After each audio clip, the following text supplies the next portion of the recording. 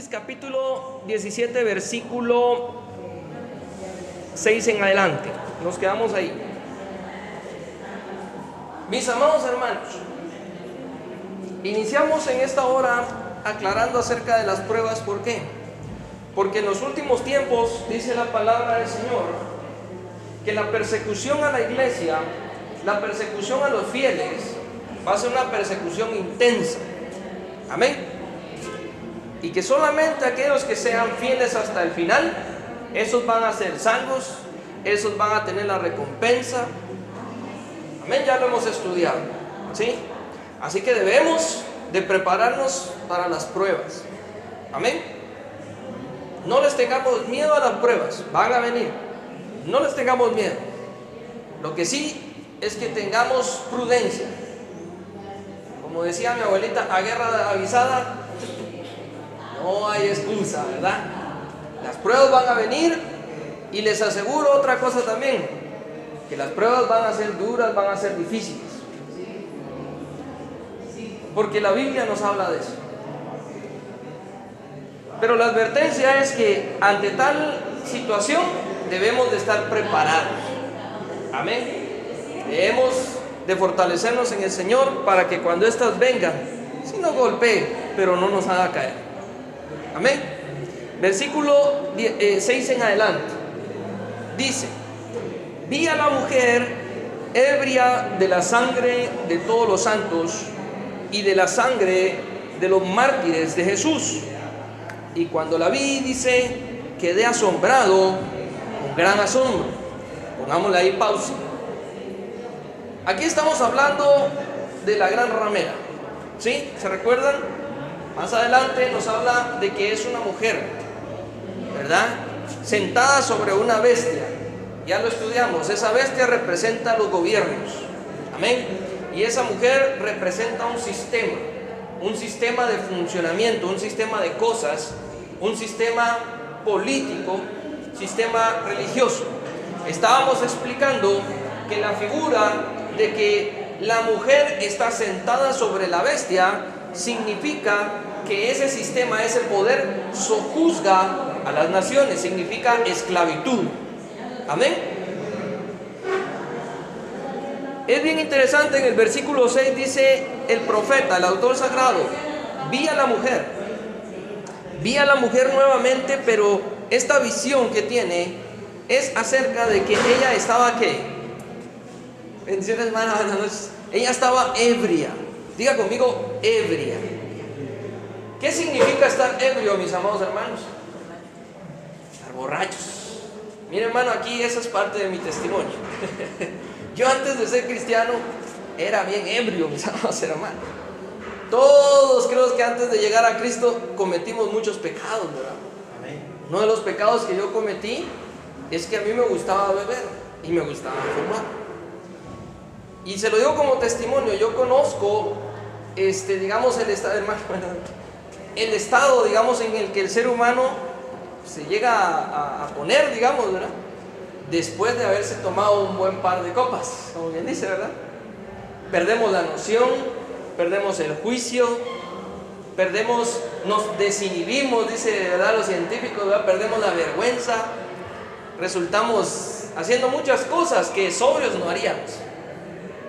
Pero si algo puedo, digamos, en este momento enmarcar, es que en esa época, cuando yo cometía ese pecado, una de las cosas muy comunes, no solo mías, sino de todos los que me rodeaban, ¿verdad?, los del grupo y de la gente que conocí en ese momento, cuando se echaban un par de tragos, se sentían, ¿qué? He-Man, ¿verdad? Se sentían los dueños de la tierra, ¿no? Muy valientes, muy regularmente, y esto se da más en los varones.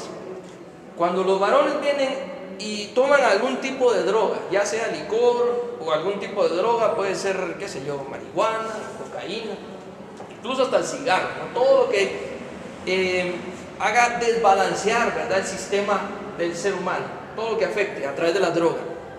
Una de las reacciones más comunes es que el varón se ponga, ¿qué?, agresivo, violento, ¿verdad? ¿Algunos vivieron esa experiencia? creo que algunos la vivimos, ¿verdad? Es bien interesante, ¿verdad? Que la mayoría de personas se meten en problemas cuando está con traguitos encima, ¿verdad? Si usted prende el televisor y usted mira, por ejemplo, el noticiero, tal accidente pasó y todo pura película, ¿verdad?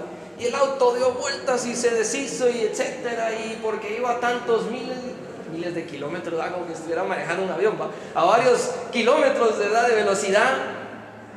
Y la conclusión es de que la persona que iba manejando iba ebria. Y que tal problema hubo en tal discoteca porque uno se le quedó viendo al otro y se pelearon y uno sacó el arma y disparó. Y el que disparó tenía efectos de alcohol. ¿Se da cuenta? Es un patrón, ¿ya? Casi siempre hay cierta influencia. ¿Voy a entender? ¿Cuántas veces usted ha escuchado en los noticieros y disparó y estaba en su sano juicio? ¿Verdad que no es bien raro, verdad? Regularmente hay un detonante, ¿voy a entender? Ahora, lo enmarco y se los digo ¿por qué? Porque el autor sagrado, cuando ve a la mujer, la ve ebria. Interesante. La ve bajo efectos, digamos, de algo, es decir, ella está desinhibida. Esa mujer está sin vergüenza alguna. Esa mujer está, como quien dice, envalentonada, agresiva, dispuesta a hacer muchas cosas que en esta figura, para que lo entendamos un poquito, que en el sano juicio no se harían. Amén. ¿Por qué cree usted que la mayoría de delincuentes, cuando van a delinquir, antes se drogan? ¿Verdad? Póngale atención a este tema. Cuando usted prende el noticiero y agarraron un sicario, y el sicario, los ojos rojos, ¿no? Bien drogado. Porque en su sano juicio es muy difícil disparar un arma y matarle a alguien, ¿verdad? Menos que usted ya traiga un desorden psicológico, ¿verdad? Una persona común y normal, como todos nosotros, para hacer ese tipo de cosas, necesita algo, ¿verdad?, que le haga perder el juicio. ¿Me voy a entender? ¿Cómo le podríamos dar? Que le haga perder la vergüenza, ¿me voy a entender? Es decir, envalentonarse, un sedante, pues, ¿verdad? Un sedante. Y entonces, esta figura eso representa. Está sedada, está completamente fuera de sí, haciendo muchas cosas, ¿voy a entender? Sin límite alguno. Esa es la figura, para que ustedes lo vayan como entendiendo un poquito. Dice que está embriagada, dice, está ebria, ¿pero de qué? De la sangre, ¿de qué? De los santos. Bueno, ahora ya vamos a entrar a la figura bíblica. La sangre de los santos y los mártires de Jesús, ¿qué representa? Representa a todos aquellos que han muerto a causa del Evangelio. Los pastores que les dicen, miren, niegue la fe o lo matamos. No niego a Jesucristo y les disparan y los matan. Así hemos escuchado muchos testimonios, ¿verdad? Aquellos hombres y mujeres que van a los campos, ¿verdad?, y llegan a las aldeas y lo recibe aquel grupo, ¿verdad?, en manada, como quien dice, con machete en mano, ¿verdad?, con armas, con fusiles. No queremos evangélicos aquí. Y lo sacan literalmente. Algunos hermanos han perdido la vida por esas situaciones. Amén. Y podríamos hablar de muchas cosas. Los hermanos misioneros. Hace poco pudimos escuchar allá en la iglesia un testimonio de una hermana misionera que fue, ¿cómo se le dice? Que fue cuando lo sacan del país a la fuerza. Bueno, fue expulsada pues del país donde ella estaba haciendo misión. Un país donde la religión, digamos, imperante, ¿verdad?, es la musulmana, pues. Imagínense, estaba en medio, literalmente cumpliendo la palabra, ¿verdad? Vivía en el trono de Satanás, ¿verdad? Todos los que odian a los cristianos eran sus vecinos, y ahí estaba la hermana, bendito sea el Señor, evangelizando. Gloria a Dios. ¿Cuántos hermanos han muerto así? Un montón, ¿va? Bueno, ahora dejemos la violencia a un lado y vamos a analizar qué es lo que nos decía el Señor Jesucristo. El Señor Jesucristo nos decía: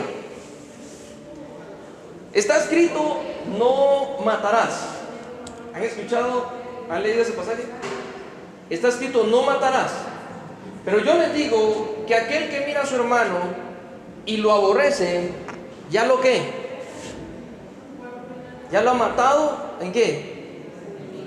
En su corazón. Y cuando hablamos de muerte física. El ser humano regularmente lo que identifica es un cadáver, sangre, violencia. Pero el Señor lo lleva a un nivel mucho más alto, dése cuenta. El Señor lo lleva a aquel nivel en el que con el hecho de yo enemistarme con un hermano, ya lo maté en mi corazón. Qué fuerte, ¿verdad? Híjole, hoy sí nos vamos a tener que poner a cuentas con el Señor, ¿verdad? Porque yo creo que más de alguna vez hemos caído en ese error, ¿verdad? De enojarnos con los hermanos, ¿verdad? Es que el hermano ¿cómo critica? Es que el hermano no deja hacer nada. Es que el hermano, y es que el hermano. ¿A cuánto le está hablando el Señor en esta hora, verdad? A mí me está hablando muy fuerte. Fíjense, hermanos, que hay una cosa en la iglesia, y a veces, por ejemplo, cuando se presentan proyectos nuevos, ¿no? Regularmente, por ejemplo, en Asamblea de Dios, se presenta la idea del proyecto, se pasa por una junta directiva y se pasa por una aprobación. Amén. Yo creo que todos lo sabemos acá. Pero en la experiencia yo les puedo decir, hay muchas veces, muchas ocasiones en las que los proyectos ya no llegan a ejecución porque en la junta directiva más de alguno dijo, no, eso no. ¿Verdad? ¿A cuántos les ha pasado? A mí me ha pasado más de una vez. ¿Verdad? No, ¿cómo va a venir este patojo, verdad? Yo tengo 30 años en la iglesia, este tiene 5 y viene aquí a querer mandar. No. Y desplazado. ¿Cuántas veces ha sucedido en las iglesias, por ejemplo, que los hermanos, el pastor le dice, mira, tal día va a ser no, mejor tal día y mejor tal día. Es que el pastor a cada rato me está cambiando las fechas. Es que el pastor a todos les da buen salón y a mí me dio un pedazo, un rinconcito y todo feo. Pasa, mis amados hermanos, ¿verdad que sí? Pasa. Lo que pasa es que el hermano ya no me llamó para invitarme al discipulado y no me quieren, entonces me voy de la iglesia. Y se enojan con el hermano. ¿Qué es lo que nos dice la Biblia? Dice, está escrito, no matarás. Pero aquel que es enemista, es decir, aquel que aborrece a su hermano. Hay hermanos que pasan hasta 5 o 6 años enojados con un hermano en Cristo. Porque hace 5 años el hermano dijo no, y en lugar de decir, bueno, Señor, estoy en tus manos, que sea tu tiempo, ¿verdad? Seguimos evangelizando. No, es que el hermano dijo, y por la culpa del hermano. Yo lo he escuchado mucho, ¿verdad? Por la culpa del hermano no se pudo hacer eso. Y se enojan. Y pasa 1, 2 años, 3 años, 5 años. No, yo a él no le hablo porque no me cae bien. Y ahí tenemos, ¿verdad?, la semilla del enojo en el corazón del hombre, ¿verdad? Mis amados hermanos, la Biblia nos enseña que Satanás, y les voy a aclarar este pasaje, Satanás, dice, anda como león rugiente buscando a quien, ¿qué? A quien devorar. La sangre del Cordero, mis amados hermanos, a usted y a mí ya nos libró de todo mal. Recuerde siempre aquel pasaje en el que el Señor le dice a Moisés que cuando mancha los dinteles de la puerta con la sangre del Cordero, que el ángel de la muerte ya no entra a esa casa. Es muy claro, es muy categórico el Señor. Usted está marcado con el Espíritu Santo, usted está sellado con la sangre del Cordero. Satanás ya no lo puede ni voltear a ver. ¿Usted qué cree? ¿Que el Señor Jesucristo murió para que Satanás le pueda hacer daño? ¿Verdad que no? Sería contraproducente. Dios estaría negando a sí mismo. ¿Me va a entender? Como le repito, oposición sí vamos a tener, lucha sí vamos a tener. Pero control de Satanás sobre nuestra vida, bíblicamente hablando, ya no hay, mis amados hermanos. Ya no hay. Y entonces, ¿qué pasa en aquel creyente que vive toda la vida amargado y enojado en contienda con sus hermanos? Buena pregunta, ¿verdad? Si Satanás ya no está en nuestras vidas, entonces ¿por qué estás enojado con tu hermano? Amén. Lo estás matando en tu corazón. ¿O qué crees? Que en aquel día del juicio no te va a pedir cuentas el Señor. No te va a decir por qué te enojaste con el hermano. Nos van a pedir cuentas de todo lo que hemos hecho, incluso hasta la gente que no hemos perdonado, incluso a la gente que no le hemos pedido perdón. Ya que nos perdonen son otros 20 pesos, ¿verdad? Pero pedimos perdón, ¿verdad? Ya cumplimos con la palabra. Si la persona no nos quiere perdonar, pues entreguémosela en las manos del Señor. Y los que nos pidan perdón, tenemos que perdonarlos. Maestro, ¿hasta cuántas veces he de perdonar a alguien que me hace falta? ¿7 veces? No, te digo que hasta 70 veces 7. ¿Se da cuenta? El perdón, el perdón. Ahora, ¿por qué recalco esto? Porque la ramera Babilonia está ebria de la sangre de los mártires. Una de las principales estrategias del enemigo para dividir a la iglesia es el enojo. Casa dividida no prospera. Y si los hermanos están enojados, ¿cómo va a prosperar la iglesia? No va a prosperar. ¿Amén? Dice que ayer precisamente estaba hablando con un joven que todos tenemos vicios. Sí, porque yo tengo un vicio de esto, tengo un vicio de otro. Hasta el nombre es un vicio de él. Su vicio es enojarse. Interesante. Sí. Entonces, yo, esa pregunta no quiero decir que será que es cierto. No, lo que está es amargado. Ese es un corazón duro, endurecido. O sea, imagínense lo que le está diciendo, ¿verdad? Mi vicio es enojarme. O sea, la persona necesita reconciliarse con Dios urgentemente, ¿verdad? Ponerse a cuentas con el Señor. Y sobre todo, diría yo, la persona ya se bautizó en agua. Está muy grave. Porque si ya se bautizó en agua, la Biblia nos enseña que el nuevo nacimiento, el sello de un nuevo nacimiento es el bautismo en agua. Y que después de eso la persona queda prácticamente sellada, ¿no?, con el Espíritu Santo. Y si ya me bauticé en agua pero sigo enojado, y hasta es un vicio enojarme, entonces, como les decía al inicio, ¿verdad?, es como que le creyéramos a Dios a medias. Es como que me convertí a medias. Entonces la conversión ahí no es una conversión genuina. ¿Me voy a entender? No estoy diciendo que no nos enojemos, ¿verdad? Hay momentos en el que el ser humano se enoja, pero dice la Biblia: airaos pero no pequéis, ¿verdad? Se van a enojar, pero que no se ponga el sol sobre vuestro enojo. En otras palabras, sí, en un momento sí vamos a tener momentitos en los que ya me enojé, ¿va? Pero dice la Biblia que a pesar de los pesares, ¿verdad?, tenemos que detenernos, respirar, ponernos a cuentas con Dios y, como quien dice, pedirle al Señor que saque ese enojo de ¿qué? De nuestro corazón. Miren, mis amados hermanos, una de las características de un falso creyente, no digamos de un falso maestro, ¿verdad?, es que sus frutos hablan acerca de lo que realmente está. La Biblia dice: de la abundancia del corazón que habla la boca. Y yo no le puedo venir a usted y decirle Cristo le ama y estoy enojado con el hermano. ¿Se da cuenta? Está contraproducente, ¿verdad? Yo estaba hablando con él, digo yo, sí, estaba perfecto de hermanos amigos, y le digo, ya vas a tener consecuencias. Y él me dice: no, porque todos tenemos un vicio. Me dice: está justificando su pecado. Él está justificando que, pues, eso es como querer encontrarle, como quien dice, lo positivo a lo malo que estoy haciendo, ¿verdad? No. Ese es un pensamiento muy humanista, muy de mundo, ¿verdad? hay que ministrarlo, hay que orar por él, hay que presentarle argumento bíblico, ¿verdad? De qué es lo que dice la Biblia acerca de las personas que practican tales cosas, dice el apóstol Pablo, ¿verdad? Y ahí sí que usted no trate de convencerlo, o sea, realmente eso, el convencimiento lo da el Espíritu Santo.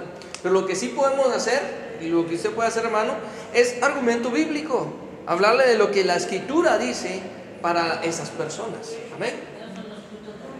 Los frutos de la carne, así es. Amén, así es. Los frutos de la carne. División. Miren, hermanos, en las iglesias, lamentablemente, ¿verdad? En las iglesias pasa mucho que el pueblo se divide, ¿no? Se divide. Papá, es que no me gusta cómo lidera aquel hermano, en lugar de honrar a sus autoridades, ¿verdad? Y dar buen testimonio. Y orar para que el Señor le dé inteligencia al líder, ¿verdad? Al director de la comisión, para que rija bien. ¿Se da cuenta? No, no me gusta cómo canta ese grupo, en lugar de ministrarlos. ¿Verdad? Es que el ser humano tiene esa como facilidad de ir en contra, ¿verdad? Ahora, pónganle atención a esto que voy a decir. En aquel día, muchos se van a quedar. Fíjense que van a haber muchos hermanos de sana doctrina que no se van a ir con el Señor. Duro, ¿va? ¿Pero por qué? Porque predican sana doctrina, pero en su corazón están lejos de Dios. Y van a haber muchos evangélicos que sin saberlo van a estar obrando a favor del enemigo y no a favor de Dios. En aquel día yo te diré: Señor, Señor, en tu nombre. ¿Te recuerdas? ¿Te recuerdan? ¿Cuál es la respuesta de Dios? La respuesta de Dios es: te desconozco. Apartado de mí, dice, obrador de maldad. El obrador de maldad en el hebreo significa, o es una mención para los hebreos, ¿verdad?, acerca de un demonio al servicio de Satanás, cuyo objetivo es reclamar las almas de los pecadores, en la tradición hebrea, ¿verdad? Por eso es que Jesucristo le dice obrador de maldad. Le está diciendo: tú estás al servicio del demonio que hace que los hermanos se pierdan. Qué fuerte, ¿verdad? Y ellos sacaban demonios, sanaban enfermos. Usted, mi amado hermano, yo podemos predicar sana doctrina, pero si nuestro corazón está lejos de Dios, de nada nos sirve. Estamos más perdidos que los mundanos. Usted y yo podemos hacer obras, ¿verdad? Usted puede pasar en ayuno 40 días y 40 noches, pero si se enoja con su hermano, de nada me sirve. No voy a entender. Aprended esto, dice el Señor: misericordia quiero, y no ¿qué? Sacrificio. ¿A qué se refiere el Señor? Que nuestras obras reflejen lo que está en nuestro corazón. Y en aquel día, dice, estará ebria, estará para llegar a un estado de ebriedad.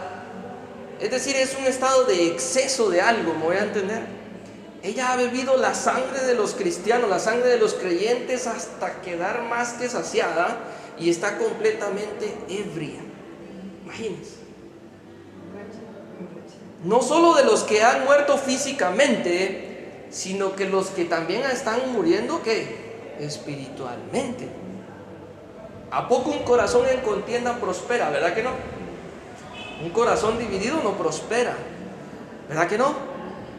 Un corazón enojado, un corazón amargado, ¿usted cree que va a estar lleno del Espíritu Santo? ¿Va a tener frutos? ¿Va a ir a testificar? ¿Usted cree que se va a convertir la gente? ¿Verdad que no? Es tremendo esto, mis amados hermanos. Es tremendo. Un corazón endurecido no puede dar fruto. Dice la Biblia: un buen árbol no puede dar mal fruto, ni un mal árbol puede dar buen fruto. Por sus frutos los vas a reconocer. Híjole, mis amados hermanos, qué duro se está poniendo esto, ¿verdad?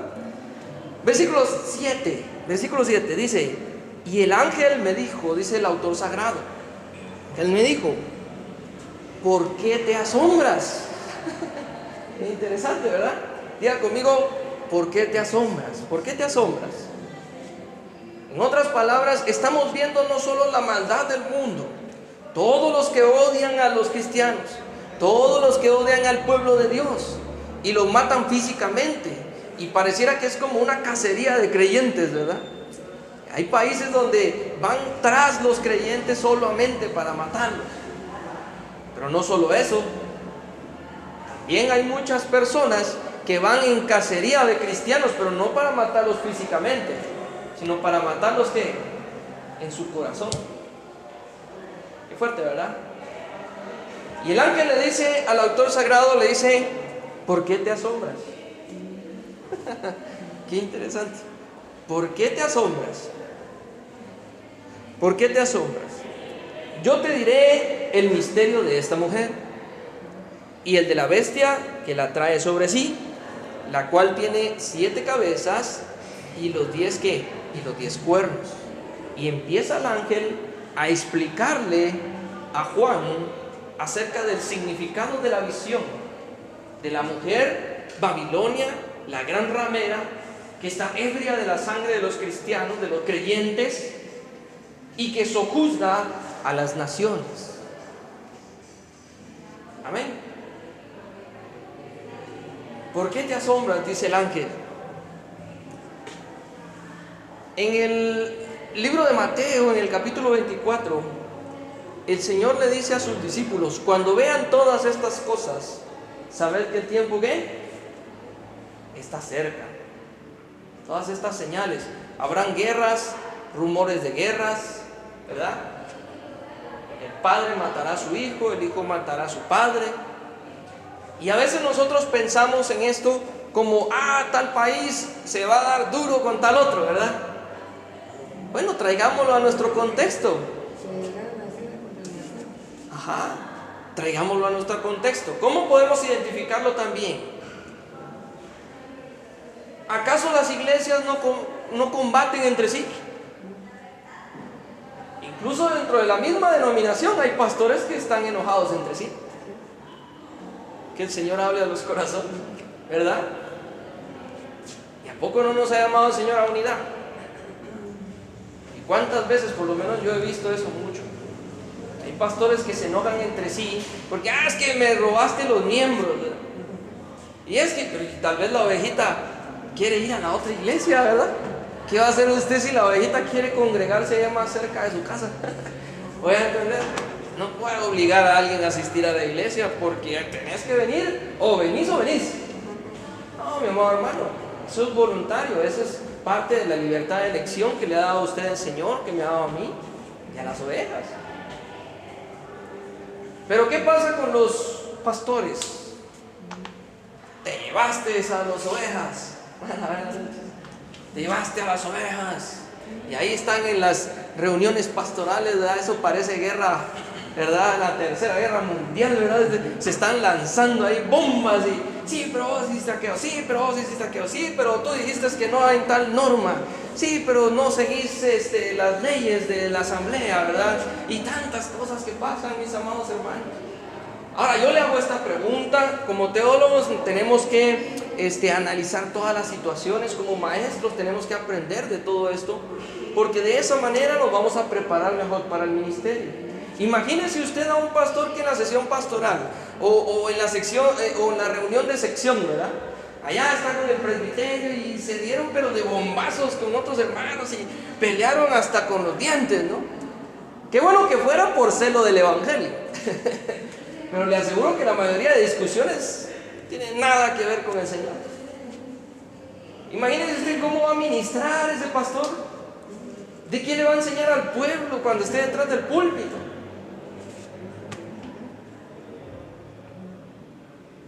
¿Se da cuenta?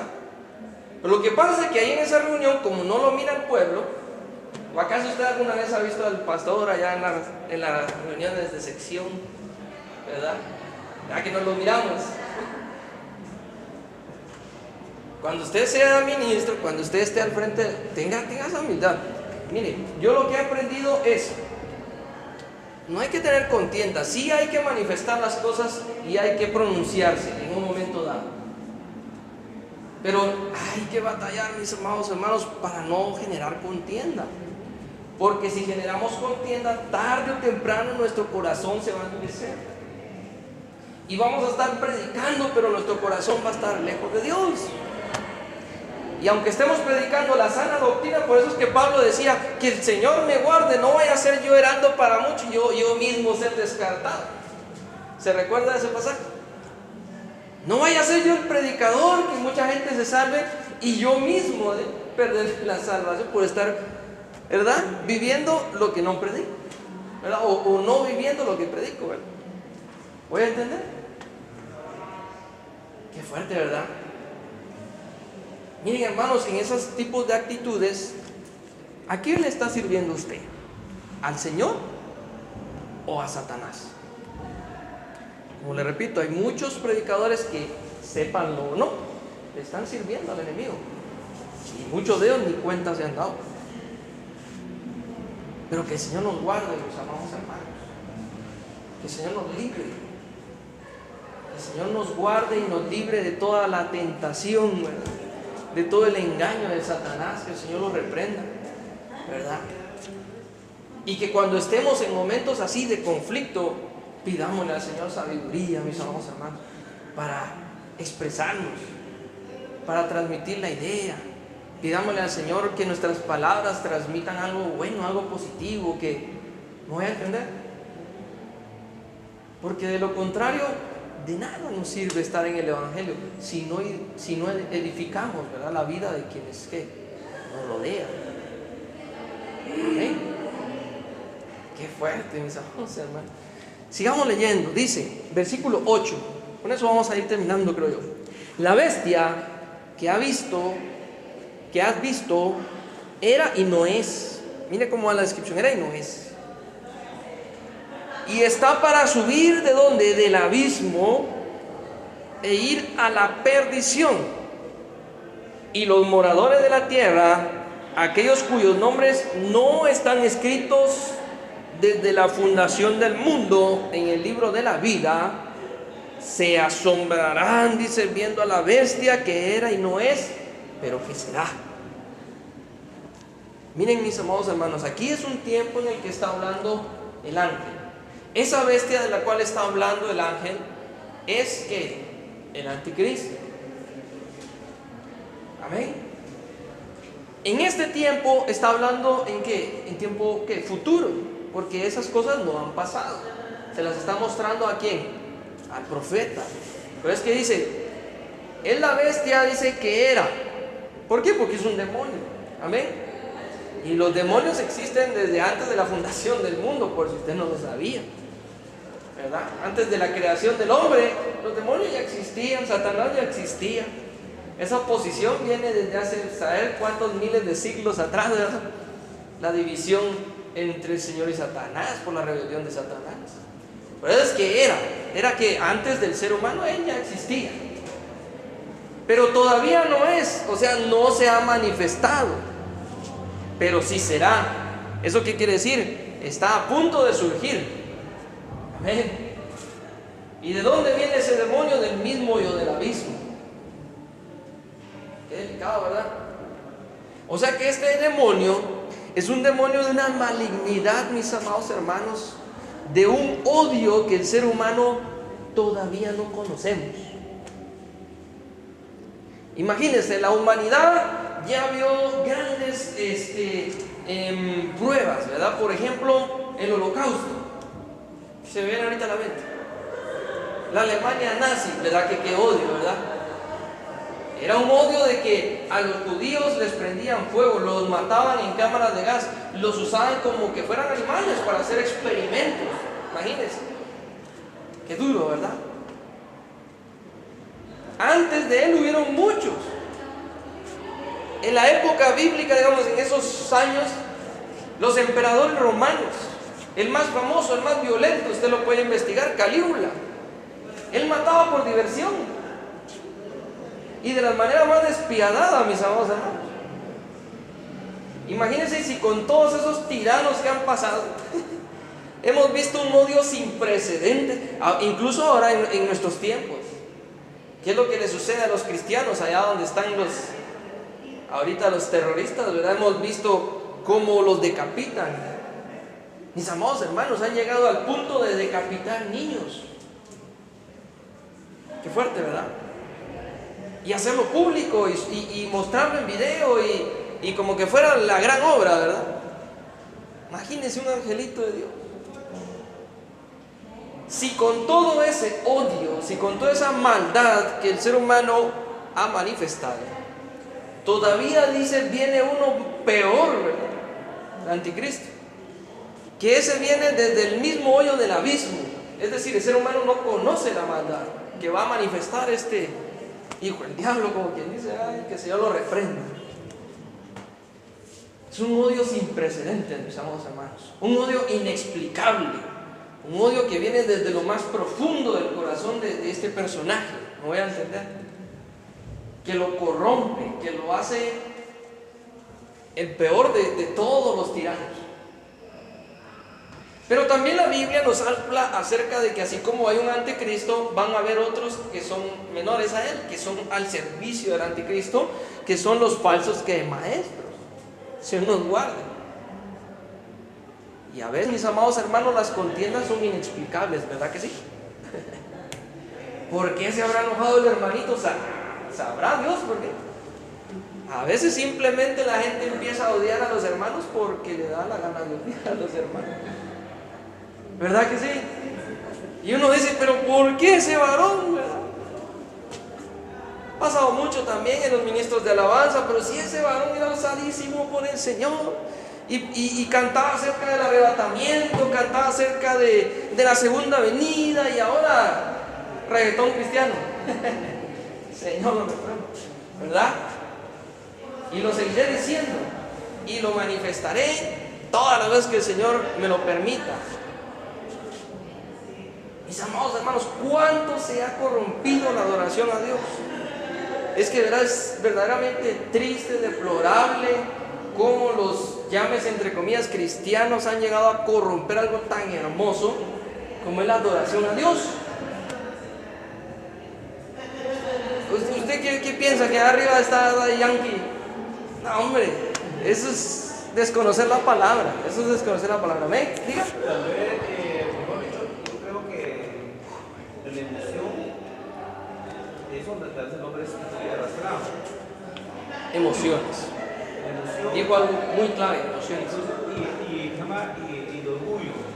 Orgullo. Que son dos cosas que yo veo también vamos, porque dice, yo he escuchado y la verdad lo he visto de que yo puedo ver de esa persona, pues dice, yo tengo que ser mejor que esa persona, pero va con la sinceridad. Pues debemos ser malos, sí, hermano. Es como una competencia, entre comillas, una envidia, y uno no se da cuenta y uno vive ese... Mi hermano, yo me quedo hasta sorprendido. Yo he ido a algunos eventos donde la misma gente, el mismo pueblo, es que al hermanito del ministro, ¿verdad? Al hermanito le pagaron $15,000 y hasta felices, hermano, de pagar. Yo, pero si el Señor no cobró ni un centavo, lo que pasa es que es para que mantenga el ministerio, pero 15, o sea, no va a entender, es demasiado dinero para hacer un disquito. No va a entender, si yo sé cuánto cuesta producir eso, es barato, es ridículo, hermanos, perdónenme la expresión, ¿verdad? El mismo pueblo también tiene muchísima culpa, y el Señor va a venir a pedir cuentas, no solo por los que pecan, sino por los que apoyan el pecado. El Señor va a venir a pedir cuentas, cuántas veces hemos pagado lo que es gratis. Dese cuenta de eso. Es dura la palabra, pero es necesaria. Es necesaria porque muchos, sin saberlo, sirvieron al que no era para servir. ¿Amén?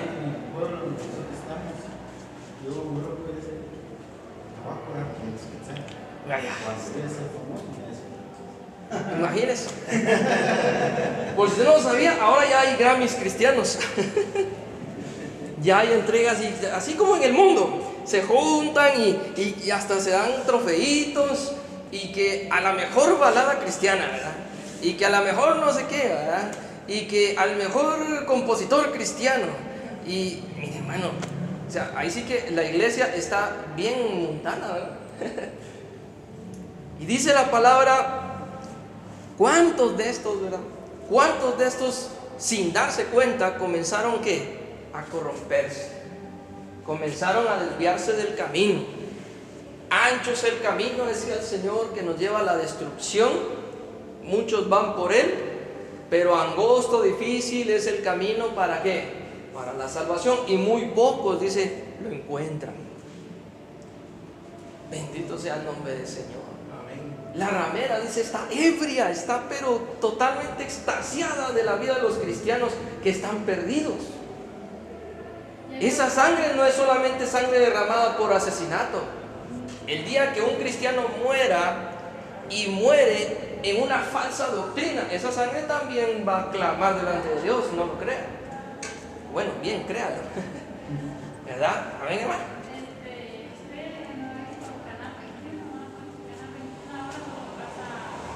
Sí, ya perdimos a los hermanos del canal 21. Lástima, hermanos, este buen canal era. Sí.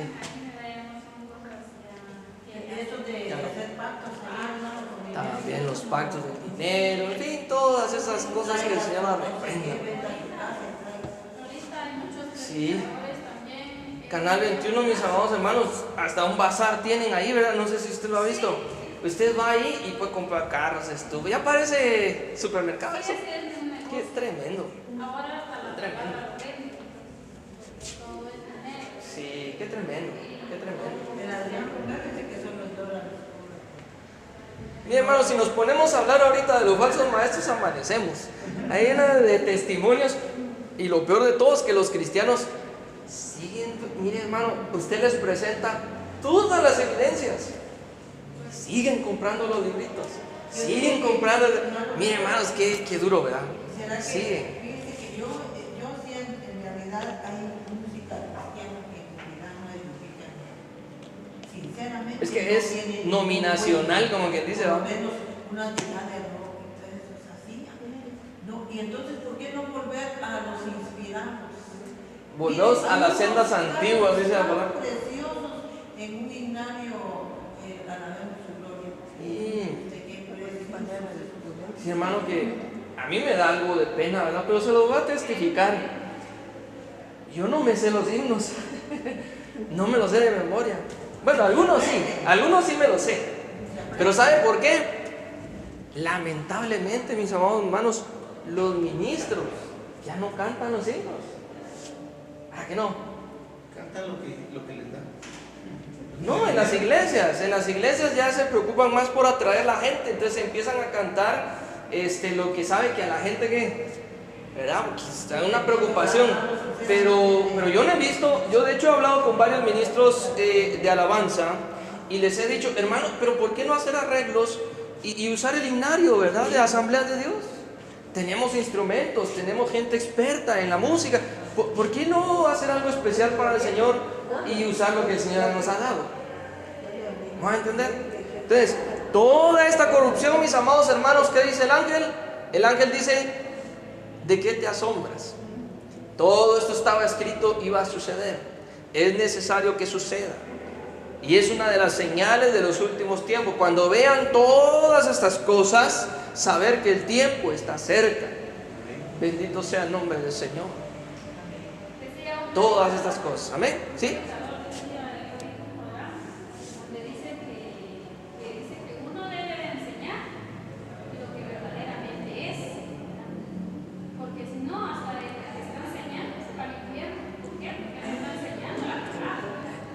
Dice el que desea obispado, buena hora de ser.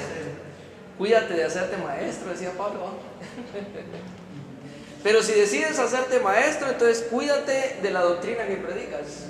Porque si lo haces así, no solo se salvarán los que te escuchan, sino te salvarás tú mismo, a ti mismo. Fíjense que duro, ¿verdad? Nosotros ¿Sí? estábamos en un lugar, un día, no sé si conocen por Shela, ¿sí? ¿Cómo se llama este lugar? Cerro Quemado. Ajá.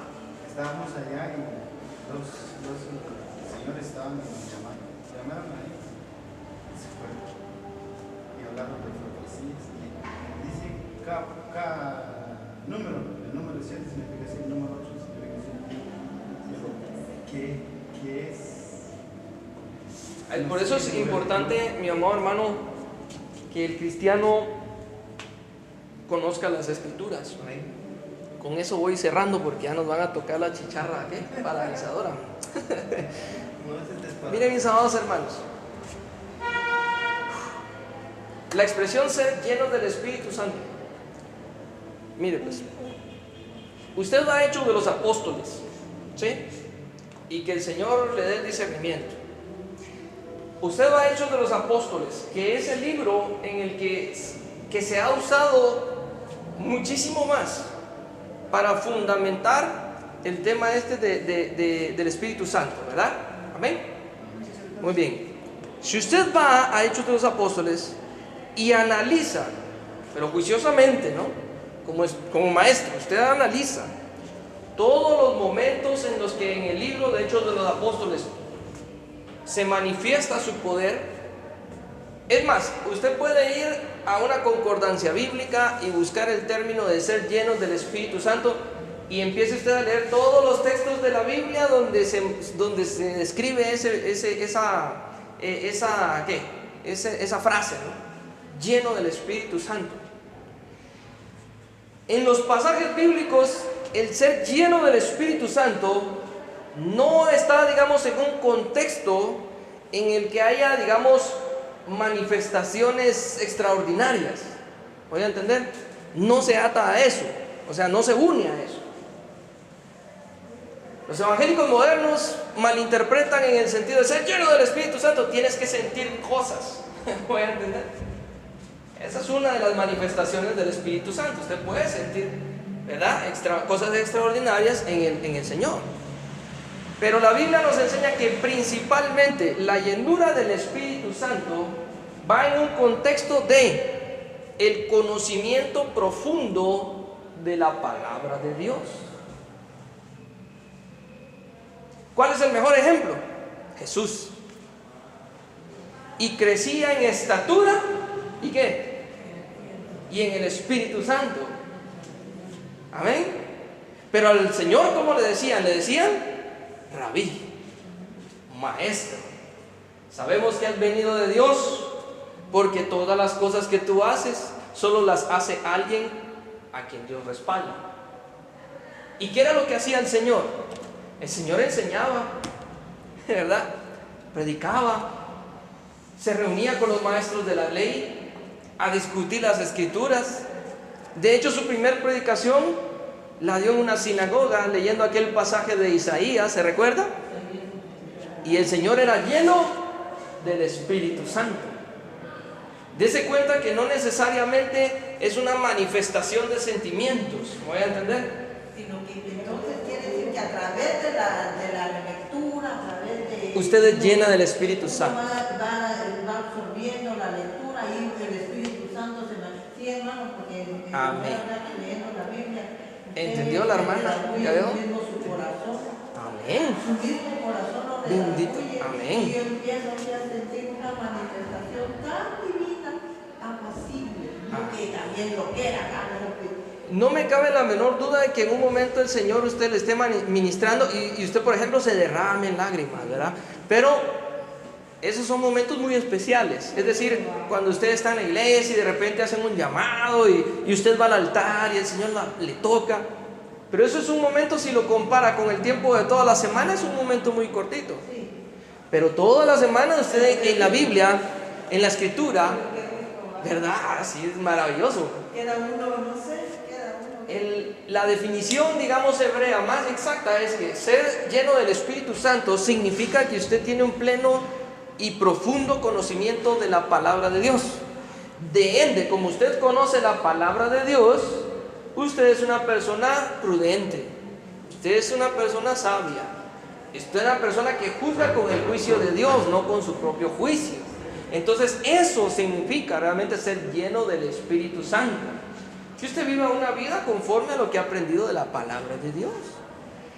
Ahora, ¿cómo va a ser usted lleno del Espíritu Santo si usted no estudia la Biblia? ¿Me voy a entender? no la estudia, no se goza.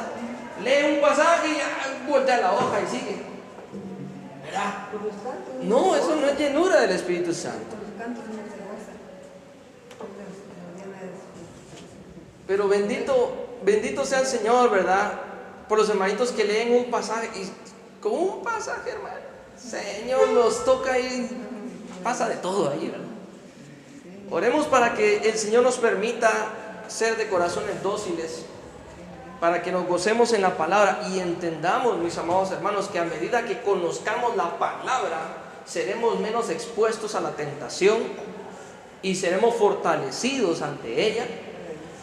Y sabremos tener, ahí sí que discernimiento de espíritu, para que el Señor nos permita comprender en la situación en la que estamos. ¿Me voy a entender? No vaya a ser, mis amados hermanos, que como decía Pablo, ya lo habíamos mencionado, siendo heraldo para muchos, llegue yo a ser que desechado. Qué terrible, mis amados hermanos. Yo creo que eso es lo peor que le puede pasar a un ser humano. Creer que vivió en la verdad y en aquel día darse cuenta de que, ups, me equivoqué. Imagínense, qué terrible, ¿verdad? Que el Señor nos guarde, que el Señor nos guarde, que el Señor nos proteja, que el Señor guarde nuestro corazón. Sigamos, mis amados hermanos, estudiando la palabra. ¿Se da cuenta? Hemos leído apenas 2, 3 pasajes. Nos toca profundizar un poquito acerca de la descripción de la visión, la que le da el ángel al autor sagrado, ¿verdad? Él explica quién es Babilonia y qué significa la bestia y quiénes son los reinos. Y se da cuenta que hay mucha, digamos, principio bíblico ahí para traerlo aquí a nuestras propias vidas y poder hallar prudencia en eso. Amén. Respiremos. Pongámonos de pie. Vamos a terminar orando. Bendito sea el nombre del Señor.